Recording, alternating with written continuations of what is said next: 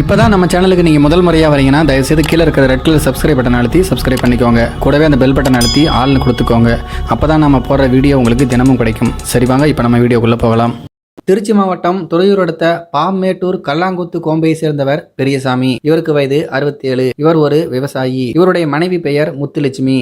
அவர்களுக்கு வயது 59. இவர்களுக்கு ராஜா, மணிகண்டன், வேல்முருகன் என்கின்ற 3 மகன்கள். இதில் மூத்த மகன் ராஜாவுக்கு வயது 33. கடந்த 10 ஆண்டுகளாக ராணுவத்தில் பணியாற்றி வருகிறார். இவருடைய மனைவி பிருந்தா வயது 26. ராஜா பணியில் இருப்பதால் தோட்டத்தில் உள்ள 2 வீடுகளில் ஒரு வீட்டில் பெரியசாமி மற்றும் அவருடைய மனைவியும், மற்றொரு வீட்டில் பிருந்தா மற்றும் அவருடைய 3 குழந்தைகளும் வசித்து வந்தனர். பகல் நேரங்களில் தனி வீட்டில் இருக்கும் பிருந்தா இரவில் மட்டும் குழந்தைகளுடன் மாமனார் மாமியார் வீட்டில் தூங்க மட்டும் வருவதாக சொல்லப்படுகிறது. இப்படிப்பட்ட நிலைமையில்தான் பிருந்தாவின் நடத்தையில் சந்தேகப்பட்ட பெரியசாமி பகலில் மருமகள் தனியாக இருக்கக்கூடாது என பலமுறை கண்டித்துள்ளார். இதனால் மாமனார் மருமகள் 2 பேருக்கும் இடையே அடிக்கடி சண்டை ஏற்படுவது வழக்கம். இப்படிப்பட்ட நிலைமையில்தான் சில தினங்களுக்கு முன்பு மதிய நேரத்தில் தனியாக இருந்த பிருந்தாவை மாமனார் பெரியசாமி நேரில் சென்று கண்டித்தார். அப்போது 2 பேருக்கும் இடையே வாக்குவாதம் முற்றி இருக்கிறது.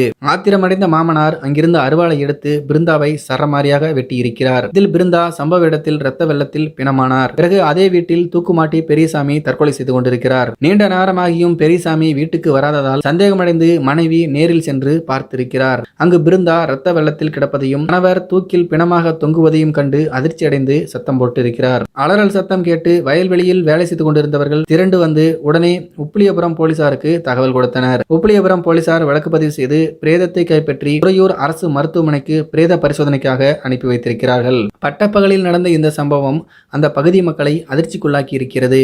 பெண்களையும் நம்ம சாதாரணமாக சொல்லக்கூடாதுங்க. ஆண்களை கொலை பண்ணுற அளவுக்கு நல்லா பேசி வெறுப்பேற்றி விட்டுருவாங்க. அங்கே உண்மையாக என்ன நடந்தது அப்படிங்கிறது நம்மளுக்கு தெரியாது. ஒருவேளை அந்த பொண்ணு நல்ல பொண்ணாக கூட இருக்கலாம். எது எப்படியோ இவருடைய கோபத்தால் 2 பேர் இப்போ செத்து போயிருக்காங்க. இந்த சம்பவத்தை பற்றி உங்களுடைய கருத்துக்கள் என்ன அப்படிங்கிறது கீழே இருக்கிற கமெண்ட் பாக்ஸில் தெரியப்படுத்துங்க. மேலும் இது போன்ற வீடியோக்களை பார்க்க நம்முடைய சேனலை சப்ஸ்கிரைப் பண்ணிக்கோங்க. நன்றி, வணக்கம்.